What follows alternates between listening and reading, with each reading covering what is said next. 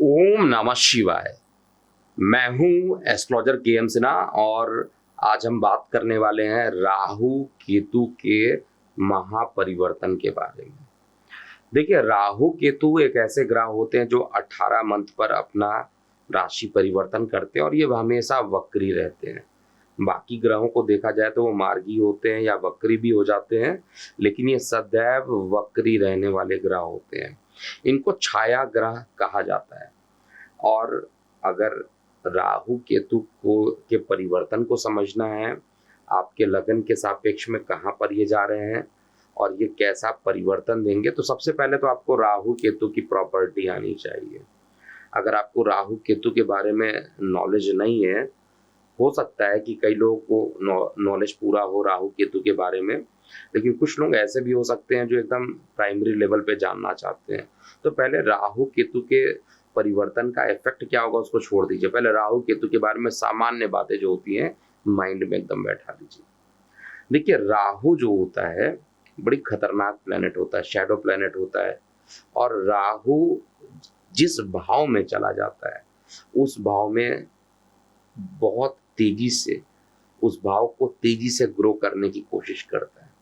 आप सपोज ऐसे कीजिए कि हमने बीज बोया और फसल आएगा अपने टाइम पर, और उसके बाद फसल की कटाई होगी, फिर उसको बेचेंगे, फिर हमारे पास पैसे आएंगे। ये एक सामान्य प्रक्रिया है। लेकिन राहु चाहता है कि मैंने तुरंत बीज बोया, अगले दिन फल आ जाए और उसके बाद तुरंत मेरे पास पैसे आ जाए। तो राहु के अंदर बेचैनी बहुत ज्यादा रहती है किसी भी काम को करना हो। अब जो प्रकृति जिस तरीके से टाइमिंग रखा हुआ है किसी भी चीज के मेच्योरिटी के लिए, उसको तो अपने ही टाइम पर होना है, लेकिन राहु उस चीज में जल्दीबाजी कर देता है। और राहु कई बार क्या होता है, इनका एग्रेसिव होना बड़ी अच्छा रिजल्ट भी दे देता है। कुछ चीजों में एग्रेसिव होना रिजल्ट अच्छा देता है, इसीलिए तो इनको राजनीति में माहिर माना जाता है। जिनकी कुंडली में राहु अच्छा है वो राजनीति में बड़े बहुत आगे जाते हैं। और एक प्रकार से कहा जाए कि जिनका राहु अच्छा होता है वो बोलेंगे आपके सामने कुछ और, माइंड में सोचेंगे कुछ और, क्योंकि चांडाल होता है गुरु। खतर राहु जो होता है चांडाल होता है। इसे राहु की प्रकृति को समझना बहुत मुश्किल है। और कहीं आपकी कुंडली में द्वितीय भाव में राहु है तो लाख झूठ मुंह से बुलवा देगा। बहुत कोशिश करेगा कि इतना ज्यादा आपको थका दे। अगर खराब अवस्था में हो धन के लिए, आप टीचिंग करने में लग जाइएगा, आप कोई भी मैन्युफैक्चरिंग रिलेटेड काम करना शुरू कर देंगे, आप राहु से रिलेटेड जितने भी काम होता है, मछली पालन का काम आप प्रारंभ करना स्टार्ट कर देंगे। लेकिन राहु जो रहेगा वो आपको भ्रमित करने की कोशिश करता है। राहु के पास अगर देखा जाए तो ये कहानी बताने की जरूरत तो है नहीं कि इनका मस्तिष्क, मतलब इनका जो गला था अलग कर दिया गया था और समुद्र मंथन में, ये तो कहानी सभी को पता होगा। तो राहु के पास क्योंकि सर होता है, धड़ होता नहीं है, और सर जो होता है बड़ी शैतान होता है, मतलब जो माइंड होता है बहुत शैतान होता है, तो शातिर होता है। राहु के अंदर जो होता है एक तो राक्षसी गुण है ही, राक्षसी था, स्वरभानु नाम का राक्षसी था। तो इसका मतलब है कि राक्षस होने के कारण जो माइंड था वो चांडालों वाला माइंड था, इसलिए ये चीजों में चालाकी उत्पन्न करता और बहुत ज्यादा चालाक बनने की कोशिश भी इंसान को करने पर मजबूर कर देता है। अगर बहुत बुरे प्रभाव में अगर राहु रहता है तो फिर उस कंडीशन में अंधकार प्रेमी आप हो जाते हैं। मतलब ऐसे जगह बैठ जाते हैं जहां पर अंधकार अंधकार हो, हल्का सा भी रोशनी आया, हल्का सा भी कोई आकर मिल गया, आपको बुरा लगने लगेगा। एकदम एकांतवासी जिसको कहा जाता है, कोई डिस्टरबेंस नहीं चाहिए और आप पूरा का पूरा भ्रमित रहते हैं। आपको लगता है पूरी दुनिया आपकी शत्रु बन चुकी है। दो लोग वार्तालाप भी करेंगे तो आपको लगेगा कि आप ही के बारे में बात किया जा रहा है। राहु इस तरीके से आपको बेचैन करता है, राहु इस तरीके से आपको परेशान करता है। अगर आपकी कुंडली में खराब राहु है तो ये सब कुछ संकेत होता है राहु के खराब होने का।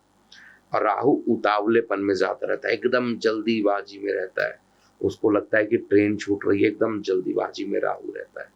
और केतु जो होता है वो सर्जरी के लिए जाना जाता है। कभी चोट लग जाए तो कटिंग हो जाए, या कहा जाए कि जैसे ब्लेड ऐसे हाथ कट गया या सर्जरी किया गया, तो कटिंग करने के लिए जो होता है केतु रिस्पॉन्सिबल होता है। इस दुनिया में जिसका भी जन्म हुआ है उसकी मृत्यु फिक्स्ड है, इसलिए केतु एक ऐसा ग्रह है जो मोक्ष भी देता है। बृहस्पति के समान फल देता है, लेकिन परछाई जो होता है वो मंगल के समान गुण वाला होता है, यानी मंगल की परछाई भी मानी जाती है, लेकिन इसका जो गुण बन जाता है वो बृहस्पति जैसा बनता है। तो ये राहु केतु से संबंधित कई चीजें हैं। राहु जहां पर जिस भाव में जाता है वहां पर उस भाव से इतना प्यार करने बैठ जाता है कि उसको लगता है कि सब कुछ उसी का है, बाकी सब खराब है। और केतु जिस भाव में बैठ जाता है उस भाव से इतनी नफरत करने बैठ जाता है, उसको इतना काटना प्रारंभ कर देता है कि आप ये सोचिएगा कि जल्दी से वो उस जगह से भाग जाया जाए। और मीन राशि में जाएंगे तो मीन राशि में देखिएगा तो जो चौथा चरण होता है, क्योंकि एंटी क्लॉकवाइज, मतलब एंटी क्लॉकवाइज या क्लॉकवाइज नहीं कहा जाए, वो तो चार्ट देखने का मतलब होता है, ये वक्री चलेंगे। तो जो अंतिम चरण होता है उत्तर भाद्रपद का और फिर पूर्व भाद्रपद का 4 चरण, और साथ में रेवती का जो 4 चरण है, तो ये 4 चरण और 1 चरण, यानी इस तरीके से 9 चरण इसको पूरे पार करने हैं। तो ये बुध के नक्षत्र में भी रहेगा, शनि के भी नक्षत्र में रहने वाला है, और साथ में बृहस्पति के नक्षत्र में भी रहेगा। तो प्रत्येक नक्षत्र पे इसका क्या प्रभाव होगा, अलग अलग जैसे जैसे नक्षत्र चेंज होगा उस समय बताना ज्यादा बेटर होगा। तो अब हम इस श्रृंखला में आगे बढ़ते हैं और कर्क लगन वाले जातकों के लिए बात करेंगे, क्योंकि राहु केतु से संबंधित जितनी भी जानकारी थी मैंने आप लोगों को बताया हुआ है। अब राहु का प्रभाव कर्क लगन पर बेसिकली क्या होने वाला है। देखिए, अभी वर्तमान में जब तक राहु केतु का राशि परिवर्तन नहीं हुआ है, राहु कहाँ पे थे, आपके दशम स्थान पे थे, और दशम स्थान का राहु बहुत अच्छा रिजल्ट देता है, राजनीतिक सफलता देता है, और लॉन्ग टर्म इन्वेस्टमेंट में भी बहुत अच्छा रिजल्ट देता है। जो लोग कर्क लगन के हैं उनको ऐसी सफलता मिली भी होगी। लेकिन यहाँ का बैठा हुआ राहु ट्रेडिंग से रिलेटेड नुकसान कराता है, लेकिन लॉन्ग टर्म इन्वेस्टमेंट में उतना ही अच्छा रिजल्ट देता है। रिजल्ट अच्छा दे रहा था, इसमें कहीं पर कोई डाउट नहीं था। लेकिन जो केतु था वो स्थान परिवर्तन का योग। आप अगर कर्क लगन के हैं तो आपने देखा होगा कि राहु बेसिकली आपके पोजीशन को चेंज करने के लिए एक्सपर्टाइज था, मतलब आपका जो पोजीशन था उसको चेंज करने के लिए, आपका स्थान परिवर्तन चेंज करने के लिए आपको मजबूर कर दिया होगा, और आप अपने जन्म स्थान से बहुत दिनों तक बाहर भी रहे होंगे।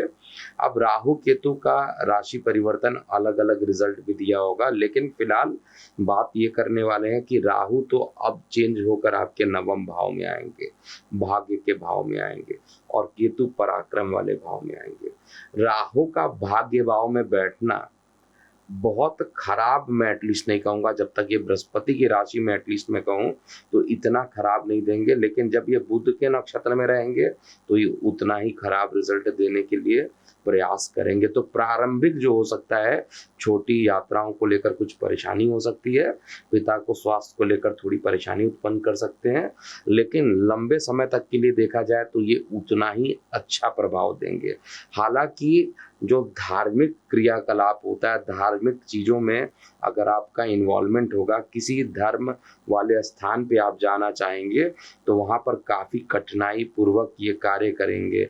या तो धार्मिक स्थान पर जाएंगे तो दर्शन, अगर आप किसी देवी देवता का कर रहे हैं तो बहुत मुश्किल से दर्शन होगा, कई कठिनाइयों का सामना करना पड़ेगा, उसके बाद आपको रिजल्ट मिलेगा। और अगर पिता के लिए देखा जाए तो पिता के स्वास्थ्य को भी प्रारंभिक स्थान पर जब ये रेवती नक्षत्र में जब ये जाएंगे, हालांकि इनका जो टोटल मिलाकर कहा जाए तो रेवती के जो 4 चरण होते हैं, इसके अलावा पूर्व भाद्रपद और उत्तर भाद्रपद के नक्षत्र होते हैं, इसमें टोटल मिलाकर 9 चरणों में ये गोचर करने वाले हैं। तो रेवती जब ये बुध के नक्षत्र में रहेंगे तो ये थोड़ा परेशानी करेंगे। ओवरऑल राहु का प्रभाव ज़्यादा नहीं रहेगा, लेकिन यहाँ पर बैठकर आपको भ्रमित कर सकते हैं, आपको मानसिक उलझनें दे सकते हैं, चाहे वो पिता के लिए हो, चाहे भाग्य के साथ के लिए हो, चाहे छोटी यात्राओं को लेकर हो। कुछ मानसिक तनाव राहु केतु लगातार प्रयास करेंगे, लेकिन उतना ही शानदार रिजल्ट, उतना ही बेहतरीन रिजल्ट केतु ग्रह देने आ रहे हैं। और यही केतु है, देखिए जो ग्रह खराब दे रहा है उसका रेमेडी कर लीजिए, और जो अच्छा दे रहा है वो तो अच्छा देगा, वो आपके लिए बोनस है। तो केतु क्या करने वाले हैं, एक तो पराक्रम के स्थान पर बैठे हुए हैं, तो पराक्रम में वृद्धि करेंगे।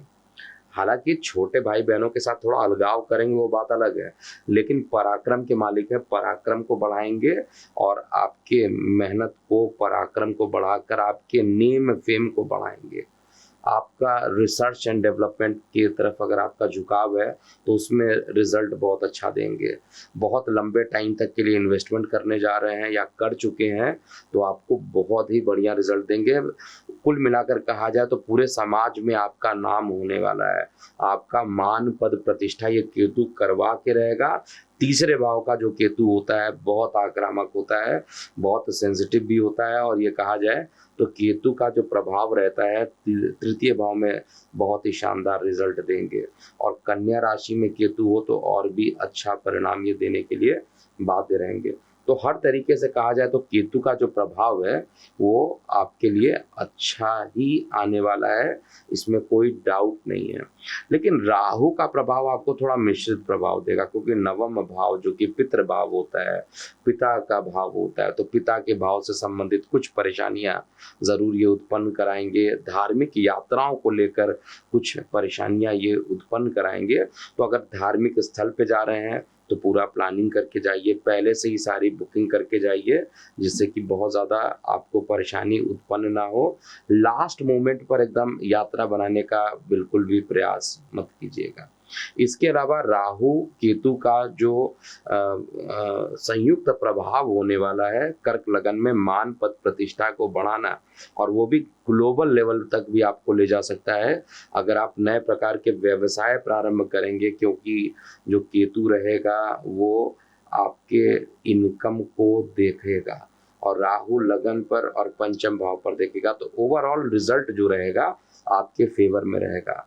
अब राहु अगर बुरा प्रभाव है तो निश्चित रूप से आपको अंधकार वाले जीवन में ढकेलने की कोशिश करेगा। आपको कहेगा कि अंधकार वाली जगह पर रहिए, आपको किसी से बात करने की इच्छा भी नहीं होगी, आपको कई प्रकार की परेशानियां भी उत्पन्न करेंगे, आपको भ्रमित करेंगे, मैं ही सत्य हूँ बाकी सब असत्य हैं, वास्तविकता से आपका अलगाव कर देंगे। लेकिन वही केतु जो है थर्ड हाउस में आपको खूब मेहनत कराने वाले हैं, बहुत मेहनत कराएंगे, और मेहनत करा के आपको नेम फेम लेकर ये पहुंचाने वाले हैं। नेम फेम आपको ज़बरदस्त देंगे, इसमें कहीं पे भी कोई डाउट नहीं है। तो ये था पूरा, अगर मैं एक लाइन में कहूँ कि कर्क लगन वाले जातकों के लिए क्या ये पूरा प्रभाव होने वाला है, तो निश्चित रूप से जो कर्क लगन वाले जातक हैं उनके लिए जो प्रभाव रहेगा वो केतु का प्रभाव बहुत सकारात्मक है, राहु का प्रभाव थोड़ा मिश्रित हो सकता है। अब राहु को हमेशा जो होते हैं गणेश जी हमेशा रक्षा करते हैं, राहु के बुरे प्रभाव से हमेशा गणपति जी रक्षा करते हैं। और अभी गणेश चतुर्थी जस्ट निकली भी है, तो अगर आप गणेश जी का यानी बुध का अगर आप बीज मंत्र कर लीजिए, गणेश जी की रोज आराधना कर लें, तो आपके लिए जो ये राशि परिवर्तन है वो उतना खराब नहीं होगा। विशेष रूप से देखिए प्रभाव उनके लिए ज्यादा खराब होगा जो जिनकी कुंडली में राहु का दशा या अंतर या प्रत्यंतर दशा चल रहा हो, उनके लिए थोड़ी सी परेशानी ज्यादा राहु उत्पन्न करेंगे। लेकिन केतु जो रहेंगे उसको बैलेंस्ड करेंगे, रिजल्टेंट जो रहेगा वो आपके पक्ष में रहेगा। और केवल राहु से संबंधित चीजों का दान कीजिए, परेशानी जो रहेगी वो कम होगी और आपको अच्छे परिणाम मिलेंगे। अगर आपको किसी प्रकार की परेशानी है तो निश्चित रूप से कमेंट सेक्शन में लिखिएगा और मैं पर्सनली उसके उत्तर को देने का प्रयास करूंगा। अभी के लिए इतना ही। मैं हूं एस्ट्रोलॉजर के.एम. सिन्हा। ओम नमः शिवाय। एस्ट्रो तक ऐप पर आपको मिलेगा भविष्य से जुड़े हर सवाल का जवाब। डाउनलोड कीजिए एस्ट्रो तक ऐप और चुटकी में जुड़िए इंडिया के बेस्ट एस्ट्रोलॉजर से।